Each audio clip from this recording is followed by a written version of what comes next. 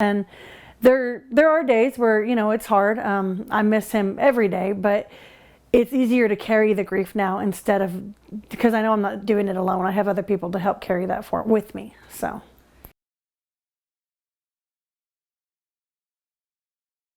It's an epidemic. I mean, suicide is the second leading cause of death for ages 10 to 24. Every 40 seconds in America, someone ends their life. Of those, 20% are American veterans. There are thousands of statistics and numbers I can throw out, but nobody really takes a notice until it happens to them. It's always retroactive, after they lose someone. Oh, now I want to fight against suicide. Now I understand it can happen to anybody. Is one of my biggest pet peeves when somebody loses somebody, no matter the cause, is be strong. No, don't. Take that time, fall apart if you have to, but don't stay there.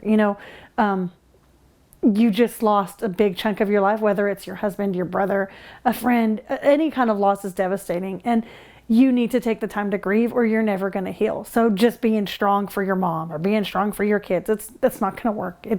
Yeah, they might be okay in the long run because of that, but you won't be. So take the time you need, fall apart if you need to, and have support around you to help pick you back up. And like I said, don't stay there, just move forward in that journey.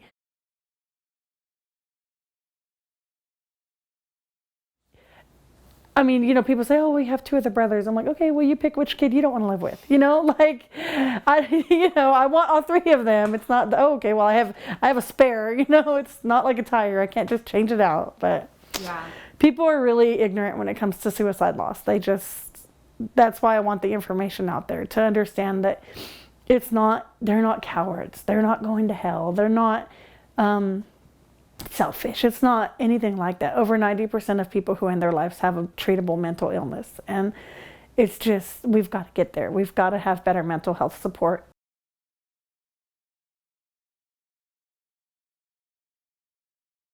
In life where, like I am today, I miss my brother tremendously, and there's nothing I wouldn't do to have him here with me today, but I'm okay. Most days I'm okay. And there will be days where it's overwhelming and for lack of a better term, I'm just drowning in it. But those have become more scarce as I've learned to handle my grief and learned other ways to heal through through the loss.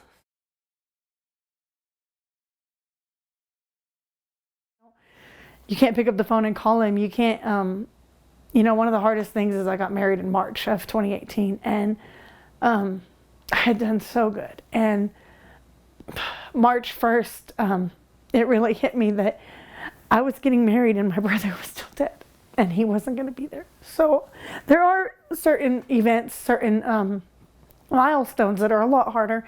Christmas isn't as hard anymore. We've been through 8 of them, 9 of them actually, I guess. And same for Thanksgiving, his birthdays. And they're not easy by any means, but they're not like they were.